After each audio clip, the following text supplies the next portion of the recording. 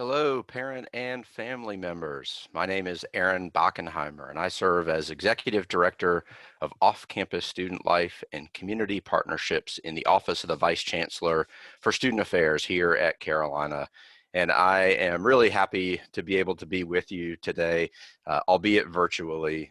I've been at Carolina for over a decade, and most of that time I have had the opportunity during the summer to meet with and talk to parent and family members of our incoming students. And it's really one of my most favorite things I get to do. I really enjoy connecting, forming relationships, and talking about working in partnership with you all to support your students during their time at Carolina. And so that's what we're going to do today with our time. We are going to talk about some information that I hope will help forge partnerships and relationships and give you all good information so that you can help support your student and all Carolina students through all of the experiences that they're going to have during their time.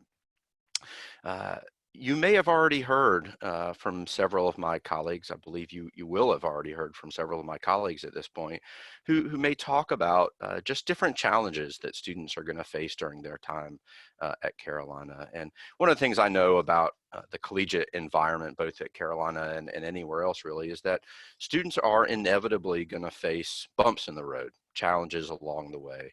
And those are a normal part of life. We have all faced bumps in the road, and we know that the overcoming those bumps in the road help make us stronger, help us prepare for the future, help us become more resilient. The things I'm going to talk about today in terms of both expectations or not meeting expectations at Carolina, or running into some health and safety challenges, those are things that not every student will face, but it's important for every student and every family to know about these challenges, these more maybe significant challenges, so that we can anticipate them, we can hopefully navigate through them or around them, identify resources early and often if those challenges seem to be coming down the road, and hopefully recover from these challenges as quickly as possible and get headed back in the right direction. Your student, again, may not experience these challenges that we're going to talk about, but they may, and you also may become aware of other Carolina students that may face challenges or may have challenges meeting expectations, may have health and safety issues along the way. Those may be roommates or classmates or teammates. And we want you to be prepared with this information and know how to support those students and know how to connect them to resources, or know how to connect them to us so that we can guide them towards resources. And so we're going to talk about thriving in the Carolina community and really being successful. And the roadmap for today is I'm going to talk about knowing and understanding community standards, the expectations that are out there for students at Carolina. We're going to talk about making responsible decisions, not the same decisions that a almost 50-year-old like me might make, but decisions that are reflective of emerging adulthood. And we expect students to recognize that they are in adulthood, and it's time, if they haven't already entered that phase mentally, to recognize that they have a responsibility to make good decisions during their time. We want to talk about some health and safety subject matter as it relates to engaging in self-care. We want students to be thinking about how to uh, think about what they need to do for themselves to be successful. And then also talk about the responsibility that all students have to contribute to the broader environment of well-being for all Carolina students. So I'm not just responsible for myself, but I also have a role to play in supporting student success and health and well-being overarchingly at UNC. And so that's what we're going to talk about today. When we talk about expectations, there are a number of different places that students are going to get their expectations from here at UNC. And we want to make sure that these expectations kind of get out in front of students, but it's then their responsibility to read through those or understand those expectations, ask questions if they have questions about those expectations. This is not a laundry list or an exhaustive list of all places that they may receive elements of expectations, but these are some very common and probably most salient areas of expectations falling under student conduct and community standards. And so those are things like the honor code. Uh, in our COVID pandemic environment, there are going to be some community public health expectations like physical distancing that students are going to be expected to adhere to, understand, ask questions about. Are there living standards on campus if they're living in a residence hall or if they're living off campus in a neighborhood or an apartment complex? There might be leases, local laws, and ordinances. And so these are all examples of expectations that are going to be set out for students that they need to understand and adhere to, or potentially face some consequences for.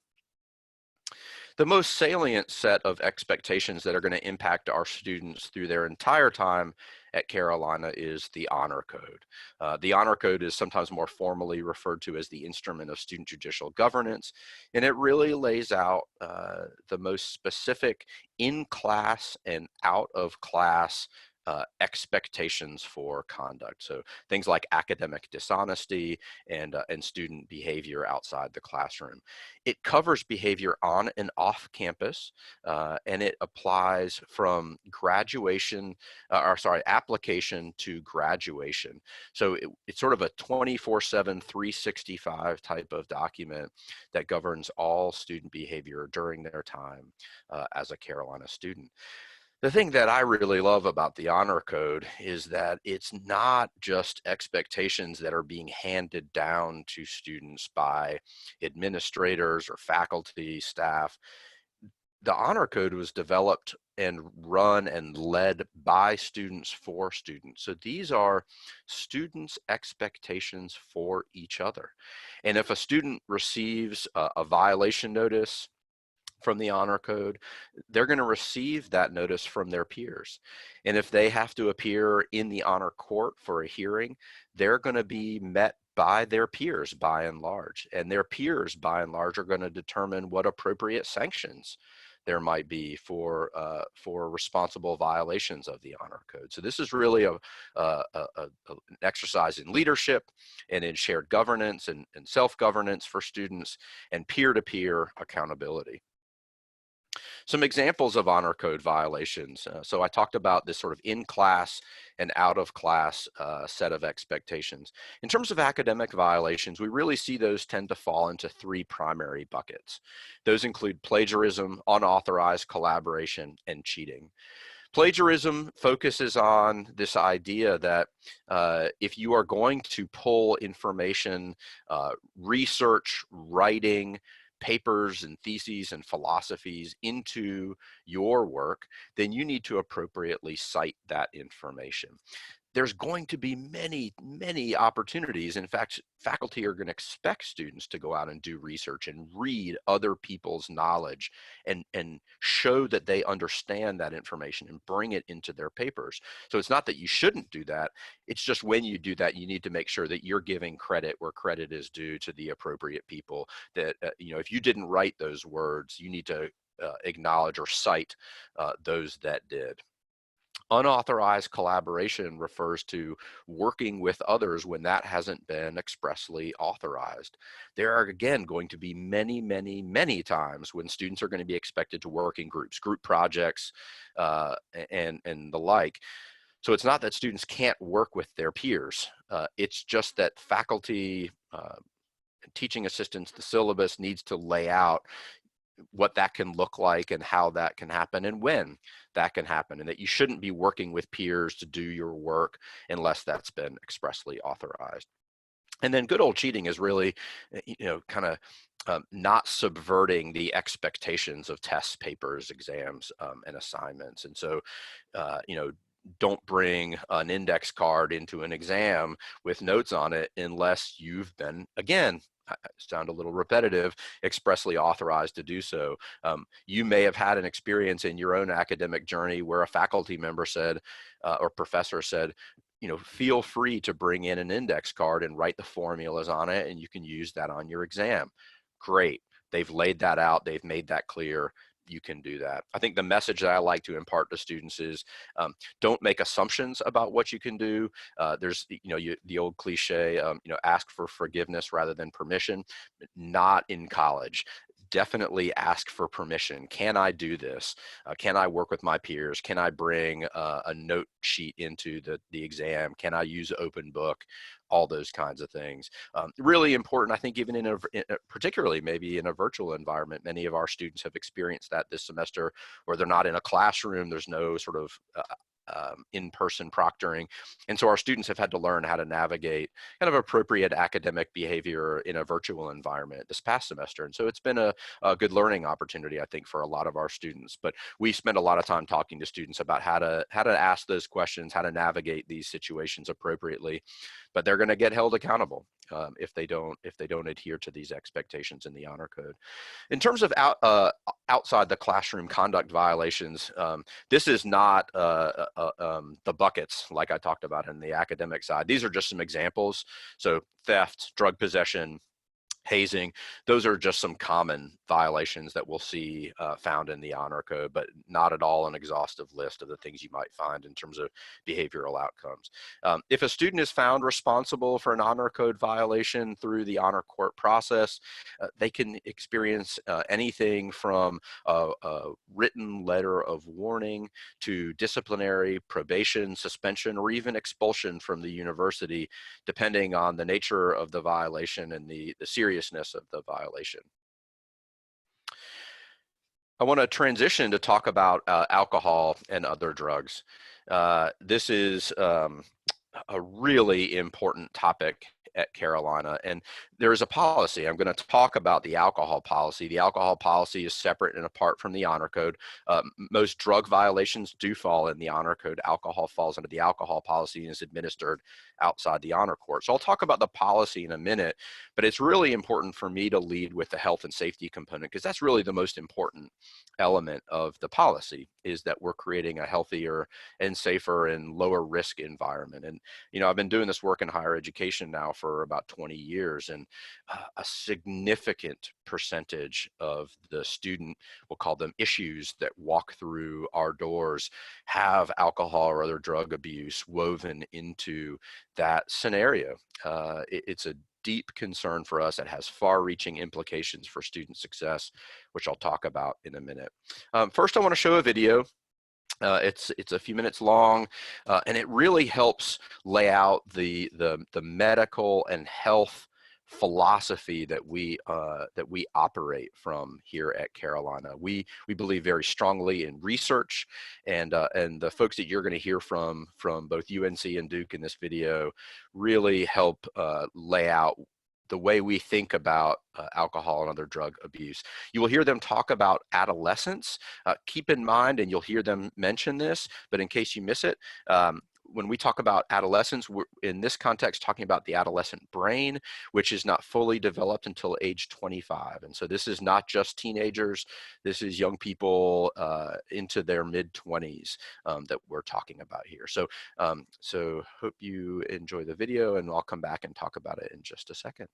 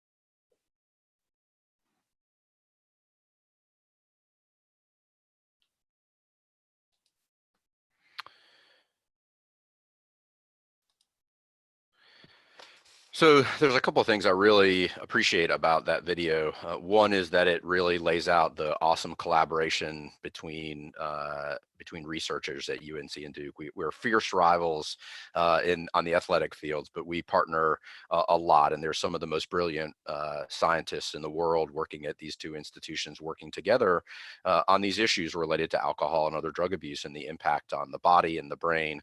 And so I love that. And then it's great because it really helps support our philosophical approach to teaching and educating students about alcohol and other drug abuse at Carolina, and that we really rely on research. We really rely on the science, and we try to make sure that students have that information. We believe in many areas of health and safety that it's our responsibility to give students the best information that we can give them so that they can make the most informed choices. And that by having good information, you are far more likely to make healthier and safer and lower risk choices when it comes to, in this example, alcohol and other drug use. I mentioned that we see some significant impacts of alcohol and other drug abuse on campus, and I'll just touch on a couple of them here. Obviously, the health and safety component is huge. If you spend a Thursday, Friday, or Saturday night in UNC hospitals, you will see the aftermath of alcohol abuse in the form of broken bones from students who have fallen or gotten into fights, students who are either not able to breathe or having trouble breathing on their own because of the sheer level of intoxication that they've experienced. I serve in the on-call rotation for UNC called the Critical Incident Response Team, and I have unfortunately had to many times call parents and tell them that their student is in the emergency room, is non-responsive, and that they should get there as quickly as they can. And that's not a fun call to have. And so again, we want to talk to students and family members about these health and safety implications, both short and long term. Academics is an area that's near and dear to my heart. My doctoral dissertation work, by the way, I did my doctorate at the Red School about 25 minutes down the road. My allegiance is firmly with UNC, but I do have a little bit of red in me from my doctoral work. I wrote my doctoral dissertation, and by the way, you can be the fourth person to read that if you so choose.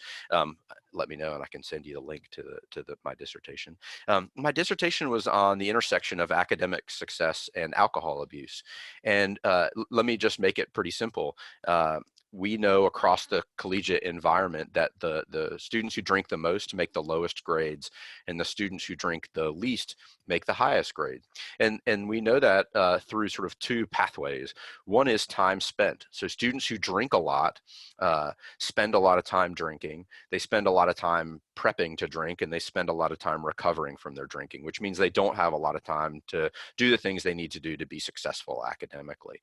We also know that there's some cognitive impacts. So in the short term, one of the things we know, for example, is that if you go out and have a heavy night of drinking, your brain's ability to recall information can be impaired for up to 72 hours. So if you studied a week in advance for a test on Monday, but then you decide I'm in good shape for Monday, I'm going to go out and party on a Saturday night, and you have a heavy night of drinking on Saturday, your brain will not be able to fully recall all the information that you've learned on Monday morning in that exam. We share that information with students because Carolina students like to make good grades. And so it influences their decision making. Doesn't necessarily mean they won't go out, doesn't necessarily mean they won't drink, but it tends to moderate their consumption in such a way that they are able to sort of maximize their performance. And so we want to share this kind of information with them so again they can make healthier and safer choices. The other one I'll touch on quickly is legal and judicial. It's a different environment today than it was 30 years ago. If you are arrested for an alcohol violation or a drug violation, even if you are granted a deferment from prosecution or given an opportunity to expunge your record, that information, it tends to sort of float out there on the internet, and graduate programs and employers research that information, and it can come back to bite students later on down the road when they get themselves in trouble, and of course can have implications in the short term as well in terms of their standing at the university or their legal standing in the community. The alcohol policy is pretty straightforward. If you understand the state law around the 21-year-old drinking age, you understand the policy. Some nuances, there is both individual and organizational accountability. So if you are a member of a student organization at UNC and that organization violates the alcohol policy, that organization can be held accountable just like an individual. I mentioned that the most important part of the alcohol policy is not the policy itself, it's the health and safety implications.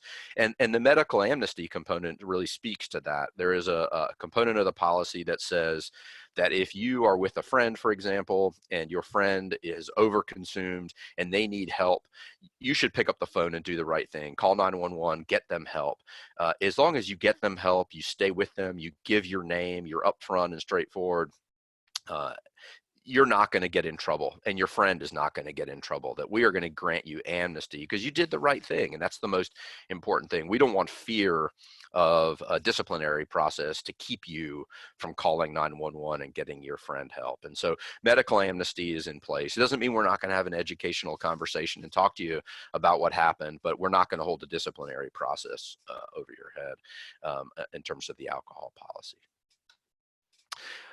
Transition again to another policy. So this is the UNC policy on prohibited discrimination, harassment, and related misconduct, a significant component of which, and what most people probably refer to it as, the sexual assault policy. If you've paid any attention to higher education over the last decade, this has been an incredibly important topic and a big topic of conversation, sexual violence on college campuses.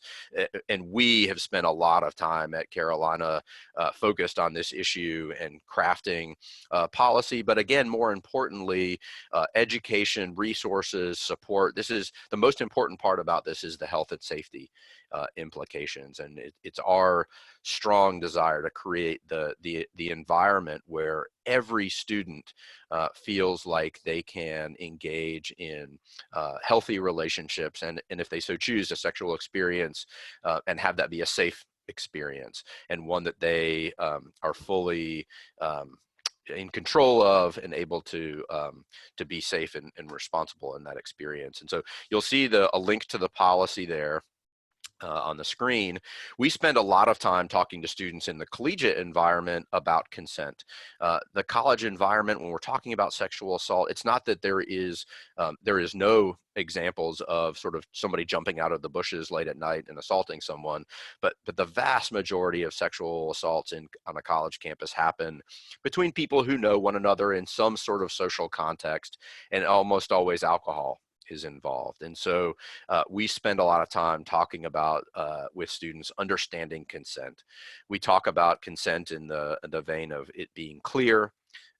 And so silence is not a consent, that it's an active yes, that it's coherent, that it's not somebody is not incapacitated by drugs or alcohol, or they're not in a position to be able to consent, that it's willing, that it's not coerced or given under pressure, and that it's ongoing.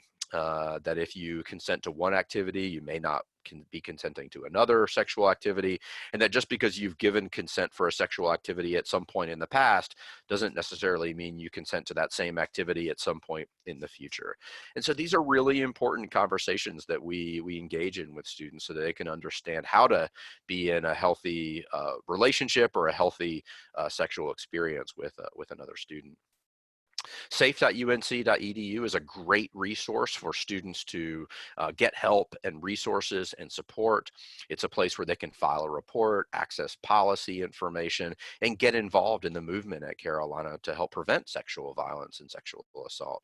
I want to talk just for a minute about filing a report. There are really two ways that students, or two types of people that students can file reports to: confidential and not confidential reporting parties. I am a good example of a not confidential reporting party at Carolina. So a student can absolutely come talk to me. They can come sit down and they can start talking to me about an experience that they've had or another student has had related to sexual assault. I am trained such to pick up sort of the cues of where that conversation is heading.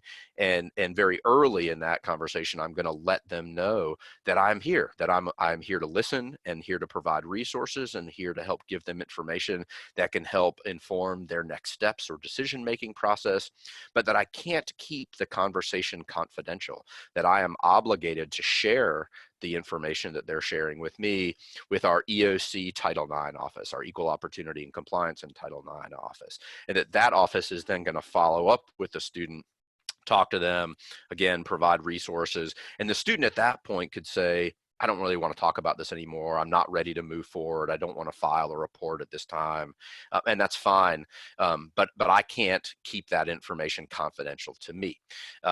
There are confidential resources on campus. And so a student can go, we have what's called gender violence services coordinators. We have our staff in counseling and psychological services. We have our medical staff at campus health services. A student can go to those places and speak to professionals there, and they can say, I want this to be a confidential conversation. I really don't want it to go beyond this point at this time. And that can happen in those spaces. So we want you to know that as well. So I've talked a lot about some examples of challenges to good health and well-being. Some additional things I want to touch on, and I won't, again, touch on every single one of these, but just some things I want to note that can be challenges and things I want students to be thinking about in terms of their own self-care. So that's really kind of the transition I'm making now is we want students to be thinking ahead and planning ahead, engaged in active self-care. So knowing themselves and then thinking about what can I be doing today in anticipation of potential challenges I might face so that I can be successful and plan ahead, right? And so that might include transitioning to college in a new environment, or at least transitioning from maybe a 2-year college or community college to UNC, or another 4-year school to UNC, or from high school to UNC, right? There's all these transitions that take place, and transitions in and of themselves can create some challenges. And so we want students thinking about how to manage stress of transition, how to manage their time appropriately, how to think about how they're going to create that new network of support at UNC. We want students to be thinking about, in terms of their own personal habits, for example, sleep. We talk a lot to students about sleep and how important sleep is. We know that our students don't get enough sleep. And so we engage in a lot of health outreach and education with our students to talk about taking care of yourself and getting enough rest so that you can perform at your maximum capacity in the classroom and in daily life at Carolina. Mental health challenges. Students experience certainly depression, anxiety. Some students come to Carolina with a diagnosis already in place. Some students manifest some pretty significant mental health challenges while in college. Isolation is a kind of an emerging mental health challenge, as we've experienced in the COVID-19 environment, where students are having to isolate themselves or perhaps only engage via virtual environments with friends or family, and that can have some pretty significant repercussions. And so we want students to think about, what can I be doing now to manage any kind of mental health challenges that I might be facing in order to be successful. And we know that students who think in advance, who plan in advance, who identify challenges early and get connected to resources can really manage all of these challenges really successfully and end up kind of on the other side, or maintenance these challenges in a really successful way on an ongoing basis. I call this kind of my wheel of self-care, if you will. When students ask me, what do I need to do to be successful in college? My top 3 answers are go to class, and go to class. And I'm only half kidding. I serve as a chair of the Honor Court Appeals Board, and we have students who are found responsible of academic violations appear in front of us. And a narrative I often hear is, I didn't go to class, or I didn't plan in advance for my exam or my paper. I waited till the night before, and I panicked. And that resulted in an academic violation. And so it's just really important that students think ahead, look in their syllabus, find those times of the semester when there might be 3 or 4 or even 5 tests, papers, and exams kind of all getting clumped together. And what do I need to do to plan in advance? Maybe talk to the faculty member about, what's the best way for me to approach this week that's upcoming? Is there even an opportunity for me to get kind of an extension on a project? if I know that I'm going to have 3 or 4 things due all within a 48 hour or 72-hour experience. Talked about alcohol and other drugs already, but I think it's important for students to really be thinking about not only their own alcohol and drug use, but the alcohol and drug use of others in social environments where they may exist, and how does other people's use or abuse impact my health and safety. Talked about good health and good study habits already. And then lastly, it's really important that students think about resources. There is an unfortunate, I think, sort of myth in our culture where it says, if you ask for help, that's somehow a sign of weakness. What we know about life in general and college specifically is that our students who are the most successful at Carolina take advantage of resources. They view taking advantage of resources as a benefit, as a path to success. And so they look for these opportunities. They don't wait till they're in trouble. They think about, how can I take advantage of all of the resources and the staff and the programming that Carolina has to offer in order to maximize my success while I'm here. Because I know I'm also going to do that in the work world after college, that there's going to be ways for me to sort of take good to great, if you will, in our society, and really just be the best that I can be, and that knowing that I bring a lot of skills and talent to the table, but if I rely on others, I actually can be more successful and more talented through that support and assistance. So it's not just about you, right? It's not just about students thinking about themselves.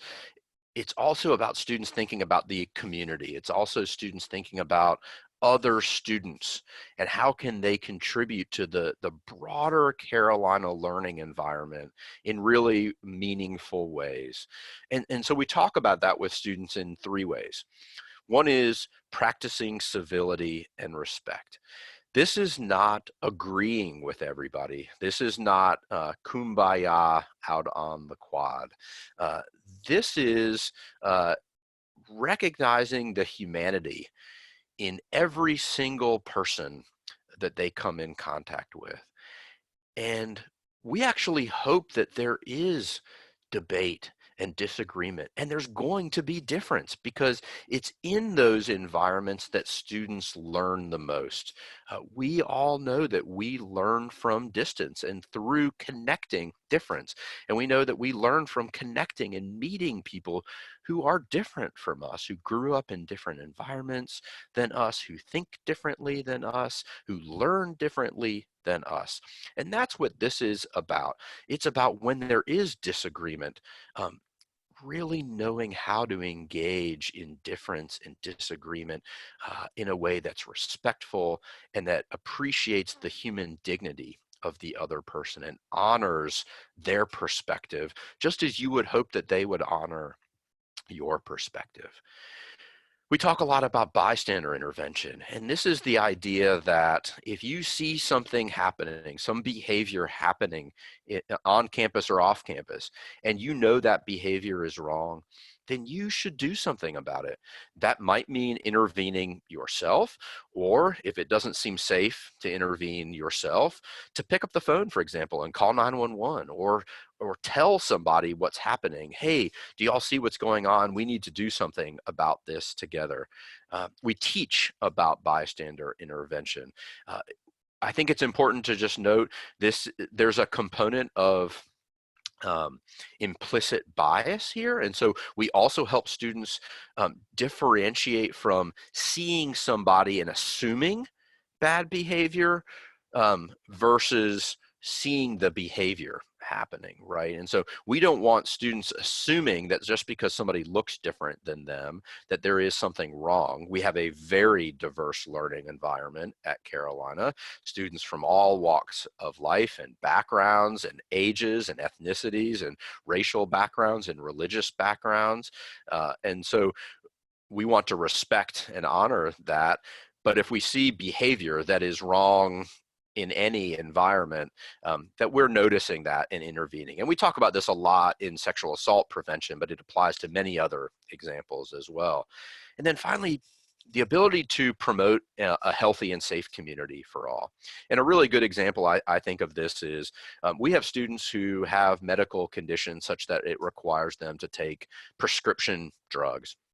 A good example might be um, some learning challenges that requires them to take, for example, Ritalin, right? Um, they might have an experience where a student says, hey, can I have some of that? Promoting a health and safe community would be responding to that with, no, you can't. This is my prescription prescribed to me. If you feel like you need a prescription, you should go to Campus Health. You should see the physicians at Campus Health. We have pharmacies on campus where students can get their prescriptions, and that's the route that they should take. And so not sharing prescription medications is a good example of promoting a health and safe community at Carolina. So we want students thinking about how they can contribute in these ways. Again, lots of resources to teach students about how to contribute positively. I mentioned bystander intervention. One Act is a bystander intervention training program that specifically addresses sexual assault prevention, but can apply in a number of different ways. We have our Green Zone program that teaches students about student veterans and military affiliated families and how to create a better environment of support there. Safe Zone is a program to create a network of allies and support for our students who identify as gay, lesbian, bisexual, transgender, queer, across the spectrum. So these are all training programs, educational opportunities for students to get more involved and learn about how they can support students at Carolina. So we have a couple of homework assignments for you, and we're not letting you off the hook just with this program. We're going to ask you to do a couple of things in partnership with us. We want you to talk to your students about alcohol and other drugs, and if I can be so bold as to offer some advice, I would encourage you not to have a just say no conversation, but to really talk about a shared conversation. What are your expectations? What are their expectations? And how can you all kind of create a set of shared expectations together around alcohol and other drugs? Talk about healthy relationships and healthy sexual experiences. Um, Encourage the use of campus resources. Let them know how you've benefited from support and assistance from other people and other programs in your own life. You know your student best. We hope we get to know your students really well during their time at Carolina, but you're always going to know your students best. And so if you note significant changes in mood or attitude, let us know and think about how you might let us know. Or if it's not your student, maybe you have this experience. Your student gives you a call and says, hey, my roommate was super cool the first 6 weeks of the semester. We were hanging out all the time, going to eat together, going to work out together. All of a sudden the last week something's off. They haven't really left their room. They're not going to class. They seem off. That could be a red flag, right? It likely is a red flag at the very least. And so it's an opportunity for you to either give them some agency to contact us, or for you to contact us and say, hey, something's going on here, and we can talk about how we're going to work that out and get in touch with that student and get them headed on a path to support and success. Your students have a to-do list before the first day of classes. They're going to have sort of two emails that they're going to get through their UNC email account. One related to some online alcohol and drug education, sexual violence prevention. So they'll get an email about that. And they're also going to get some information about the honor code. By the way, they're also getting all the information that I've shared with you today. They're getting the same information through this orientation process. But this is some supplemental information that they're going to get, and they need to respond to these emails. And so it's an opportunity for you to remind them about that. They may say, I have a UNC email address. Yes, they do. And that's how we communicate with them in many cases. And so they need to be checking their UNC email. So just take note of that and check in with them about this before first day of classes. In fact, I'd encourage you to talk to them now about it. Uh, I'm sure you hung on every word I said, but if you didn't, here's just a sort of a couple of takeaways that I hope you can think about. Again, we talked about knowing and understanding the community standards and expectations, and that students really need to avail themselves of the opportunities to learn the community's expectations for them. We want students thinking about what it means to take responsible decisions and be responsible for themselves and for others, to engage in active self-care, to not wait until they're in a challenge, but to really think about what's this transition to Carolina going to be like? What kinds of things do I need to do to keep myself healthy and well? Uh, how do I respect others and promote a community of well-being at Carolina? I think it is always important, but particularly now in the COVID-19 coronavirus environment, really thinking about not just my own safety and engaging in sort of social distancing and the things I need to do, washing my hands and being responsible, because I think students might think about, well, I'm not going to get sick, or even if I did get sick, I'm of less likelihood to really have the worst outcomes. And by the way, there's some emerging information that young people actually are experiencing some pretty significant impacts of the coronavirus. But we have a learning environment with many folks, including students, but not just limited to students, faculty and staff who may be immunocompromised, who are over age 65, who may have some underlying conditions. And it's really important that we all work together to create and promote a healthy and safe community. And so we want everybody to be thinking about that today. This is our contact information. Normally, I would, at this point in an in-person environment, ask you for questions. We can't obviously do that right now, but if you have questions, contact us. Reach out. We want to hear from you. We don't want you to wait until you've been fretting about something or thinking, oh, I don't know if I should ask this question. We'd really rather you ask. And actually, I find that if you have a question, you're not alone. There's other folks listening to this presentation that share your questions, and so it's okay. We want to hear from you. We'd rather you reach out, ask it. It may have a very simple answer, but there's no bad questions. I've never gotten a silly question from a parent. They're always thoughtful and important. They may only relate to your experience, but that's okay. We want to hear from you. We want to partner with you, and we want to work together to support your student throughout their experience at Carolina. I really appreciate the time that you've spent with me today. Again, I wish this was in person. I really look forward to opportunities to meeting you all in the future, whether it's family weekends or just a visit to UNC to see your student or to see the beautiful campus. This is a great place, and I should have said this first, but first and foremost, congratulations on being part of the Carolina family. I feel like not only do I work at Carolina, but my father was on the faculty here for 40 years, and so I've been a part of the Carolina family for a long time, and it's a special place with a special community, and we're really glad you're a part of it. And so I look forward to connecting with you in a non-virtual way at some point in the very near future, I hope. So thank you. Take care. Enjoy the rest of the orientation experience, and I wish you all the best and wish you well. Thanks very much.